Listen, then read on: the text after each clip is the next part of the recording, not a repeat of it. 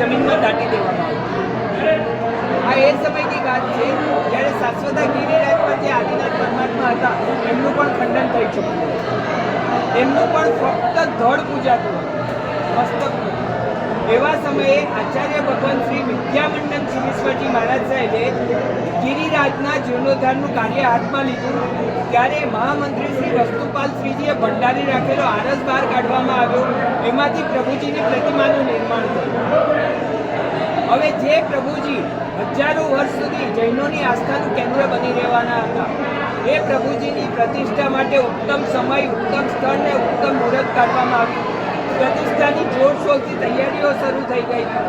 સમગ્ર જૈન સમાજમાં આનંદ અને ઉલ્લાસનું વાતાવરણ.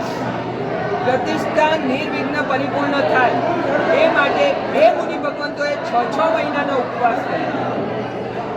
500 આચાર્ય ભગવંતોની હાજરીમાં જ્યારે પ્રતિષ્ઠા થઈ ત્યારે પ્રભુજીએ 7 વખત શ્વાસ લીધો હતો.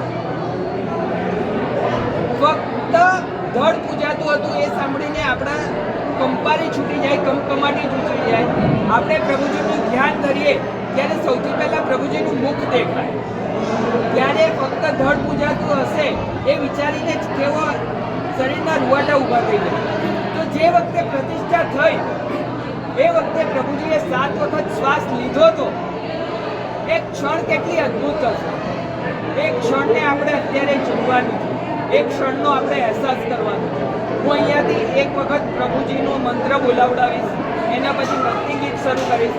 આપણે બધા પ્રભુજીના હૃદય તરફ ધ્યાન કેન્દ્રિત કરીએ અને પ્રભુજી 7 વખત શ્વાસ લે છે એનો અહેસાસ કરીએ, એનો અનુભવ કરીએ, એક ક્ષણને જીવી લઈએ. બરાબર છે? ઓમ રીમ શ્રી, ઓમ રીમ શ્રી, અરહમ શ્રી, અરહમ શ્રી, આદિનાથાય નમઃ, આદિનાથાય નમઃ. સાત શ્વાસો લઈ મૂર્તિયા જાન થઈ, જે બધા વિરા જે જા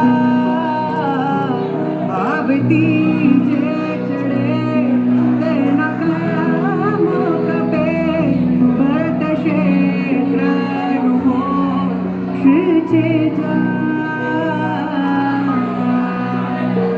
તારો ને મારો સંબંધ ન્યારો, તારો ને મારો સંબંધ ન્યારો, મર્યાદા વિશે તારો સત્યવારો